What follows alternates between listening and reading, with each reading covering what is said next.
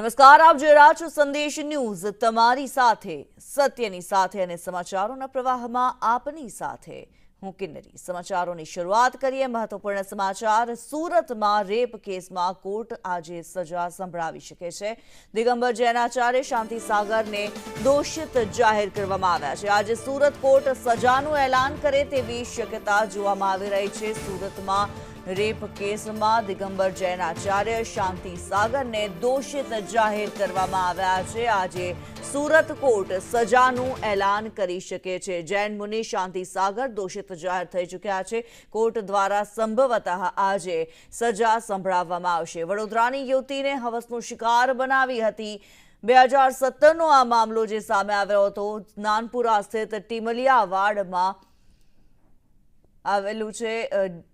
ગઈકાલે 2017માં દુષ્કર્મ કેસમાં પીડિતાને ન્યાય મળ્યો હતો। દોષિત જાહેર કરવામાં આવ્યા હતા। શાંતિ સાગર ઉર્ફે સજનલાલ શર્મા દોષિત જાહેર થઈ ચૂક્યા છે। આજે તેમને સજા સંભળાવાય તેવી શક્યતાઓ જોવામાં આવી રહી છે। સમગ્ર ઘટનાની જો વાત કરવામાં આવે, યુવતીનો પરિવાર 2017માં દિગંબર જૈનાચાર્ય શાંતિ સાગરના સંપર્કમાં આવ્યો હતો। પરિવારે શાંતિ સાગરને ગુરુ પણ માની લીધા હતા। ઓક્ટોબર 2017માં શાંતિ સાગરે પરિવારને ફોન કર્યો હતો। આશીર્વાદ લેવા માટે પરિવારને સુરત બોલાવ્યો હતો। શાંતિ સાગરે પરિવારના સભ્યોને જાપમાં વ્યસ્ત કર્યા હતા અને વડોદરાની યુવતી અને તેના ભાઈને રૂમની બહાર લઈ ગયા હતા। ધાર્મિક વિધિ માટે થઈને દુષ્કર્મ આચર્યું હતું। યુવકને અન્ય રૂમમાં મોકલી દીધો હતો। આઝમ સાલે લાઈવ જોડાયેલા છે અમારી સાથે। આઝમ, જે જૈન મુનિ શાંતિ સાગરને આજે સંભળાવવામાં આવી શકે છે સજા, શું માહિતી છે આ મામલે?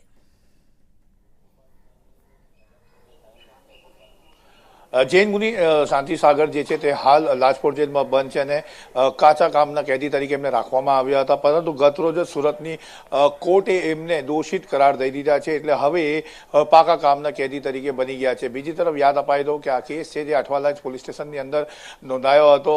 અઠવાલાઇન્સ પોલીસ સ્ટેશનની હદમાં આવેલા નાનપુરા સ્થિત ટીમલિયા વાડના જે જૈન દિગંબર સમાજનું જે મંદિર હતું તેના અંદર આ રેપની ઘટના બની હતી અને વડોદરાથી એક કોલેજની યુવતી હતી જે પોતાના પરિવાર આ શાંતિસાગર મુનિની જે આશીર્વાદ લેવા આવ્યા હતા ત્યારે એક ધાર્મિક વિધિ કરવાની વાત આવી હતી। આ ધાર્મિક વિધિ અગાઉ પણ થઈ હતી અને ત્યારબાદ જ્યારે આ દુષ્કર્મની ઘટના બની ત્યારે પણ એક ધાર્મિક વિધિનું પ્લાનિંગ હતું। તે પ્લાન મુજબ મુનિએ આ રેપ કર્યો હતો। માતા પિતા અને ભાઈને પોતાના જે રૂમ છે તેની બહાર રાખ્યા હતા અને યુવતીને કીધું હતું કે તારે મારા સાથે રૂમની અંદર આવવું પડશે। એના પાસેથી પીડિતા પાસેથી અનેક એવા નગ્ન ફોટા પણ લઈ લેવામાં આવ્યા હતા। સાથે આરોપીએ એવું જણાવ્યું હતું કે તું ટેન્શન ના લે, હું તારો મિત્ર જેવો છું, આ વિધિની અંદર આ તમામ ચીજોની જરૂરત છે। અને ત્યારબાદ માતા પિતા અને ભાઈની હાજરી હોવા છતાં શાંતિ સાગરે એ કોલેજની યુવતી જે વડોદરાથી આવી હતી તેના ઉપર રેપ ગુજાર્યો હતો। ત્યારબાદ ફરિયાદ નોંધાઈ હતી। આ કેસ ચાલી ગયો છે।